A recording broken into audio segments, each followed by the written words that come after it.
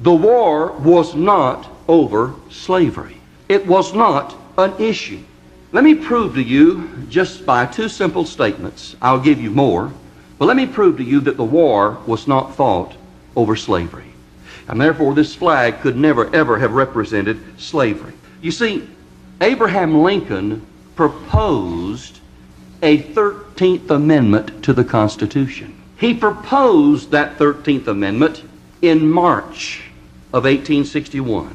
Here was Abraham Lincoln's proposed 13th Amendment. Quote, "No amendment shall be made to the Constitution which will authorize or give Congress the power to abolish or interfere within any state with the domestic institutions thereof, including that of persons held to labor or service by the laws of said state." End quote.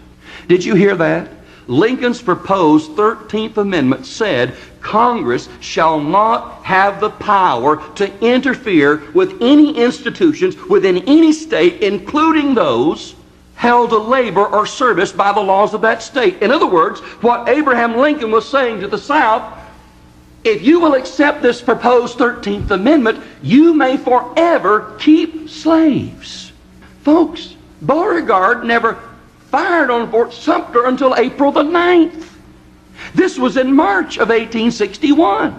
If the war had been about slavery, and if the South wanted just to keep slaves and that was it, why fire a gun? Why fire a shot? Just simply accept this proposed 13th Amendment and it would all be over.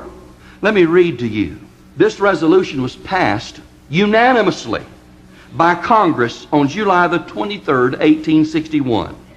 You may read it for yourself in the congressional record. Here's what this resolution says. The war is waged by the government of the United States not in the spirit of conquest or subjection, nor for the purpose of overthrowing or interfering with the rights or institutions of the states, but to defend and protect the Union. Congress said the war's not about slavery. Lincoln said the war's not about slavery. I will even give you a 13th Amendment that will allow you to make slavery permanent. You see, what was happening was this. There's a lot of issues, and I can't cover them all tonight. But one of the issues was an economic issue. Do you realize the South, before the war, was extremely wealthy? And the South, before the war, funded probably 75 to 80% of all the taxes. But the North wanted a 40% tariff. The South said no. The most we will ever agree to is a 10% tariff. And what Lincoln and the radical Republicans were doing was this. They were saying, we will give you the 13th Amendment. We will let you keep your slaves if that's what you want. You just let us keep our tariffs. In other words, the North was willing to sell the blacks out for money, for higher taxes. They weren't interested in the slaves. They could care less. You see, Hapgood's book, Abraham Lincoln, the Man of the People, on page 273, quotes Abraham Lincoln as saying, if I could save the Union without freeing any of the slaves, I would do it. Abraham Lincoln later said that slaves are property, and if freed, they should be paid for. Later on, Lincoln said, I have no purpose, directly or indirectly, to interfere with the institution of slavery in the states where it exists. I believe I have no lawful right to do so, and I have no inclination to do so. Now here Lincoln is acknowledging that he has no lawful right to interfere with slavery. Slavery, by the way, was constitutional. All 13 colonies agreed on it. And by the way, in 1776, all 13 colonies held slaves. Not just the South, all of them.